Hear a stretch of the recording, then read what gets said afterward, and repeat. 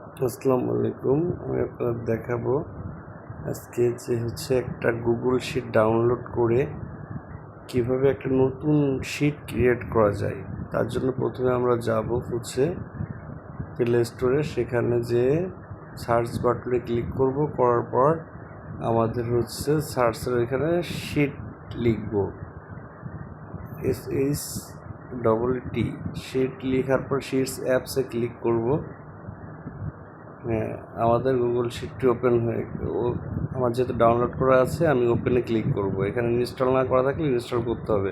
তাহলে ওপেন বাটনে ক্লিক করলাম, শিটটি ওপেন করলাম। শিটটি ওপেন হয়ে গেলে এই যে আমরা একটা প্লাস আইকন দেখব, এই প্লাস আইকনে ক্লিক করব। প্লাস আইকনে ক্লিক করে এখানে আপনাকে দেখাবে যে চুজ টেমপ্লেট নিউ স্প্রেডশিট। আপনি স্প্রেডশিটটি নেবেন, স্প্রেডশিটে ক্লিক করে দিবেন। স্প্রেডশিটে ক্লিক করে দিলাম। এবার আপনার একটা শিট ওপেন হয়ে গেল। এখন আমরা কিভাবে এই শিটে আমরা শিটটি তৈরি করব, সেক্ষেত্রে এরকম শিট সিলেক্ট করতে হবে, বা আপনার কি কি আইটেম প্রয়োজন বা কি কি কয়টা কলম প্রয়োজন সেটা আমরা আগে লিখব।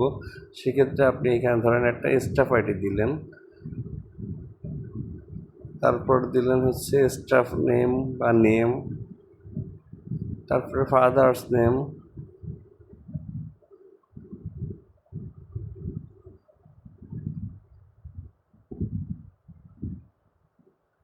মাদার নেম,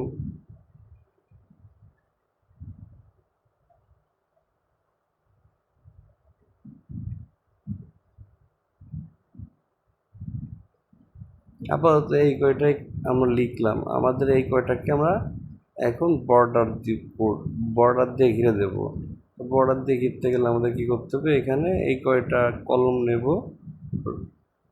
এবং রতে আপনার বর্ডার দিয়ে আমরা ঘিরে দেবো। সেক্ষেত্রে বর্ডার আইকনে ক্লিক করব। অল বর্ডারের যে আর একটা আইকনটা ক্লিক করব।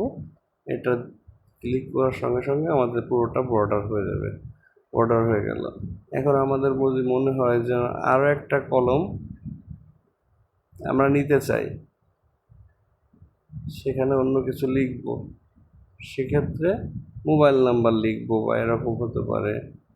ঠিক আছে, এই যে আমি স্টাফ পার্টি বসাই দিলাম, নাম বসাই দিলাম,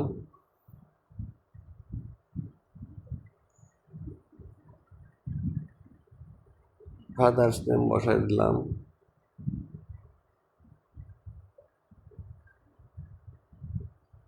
মাদার নেম বসাই দিলাম।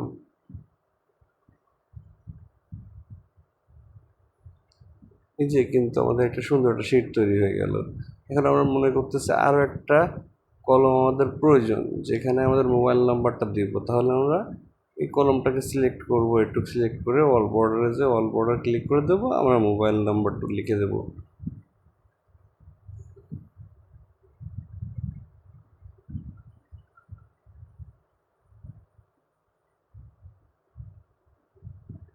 এরপর মোবাইল নাম্বার আপনার ইচ্ছা মতো আপনার মোবাইল নাম্বারটা এখানে বসাই দিতে পারেন।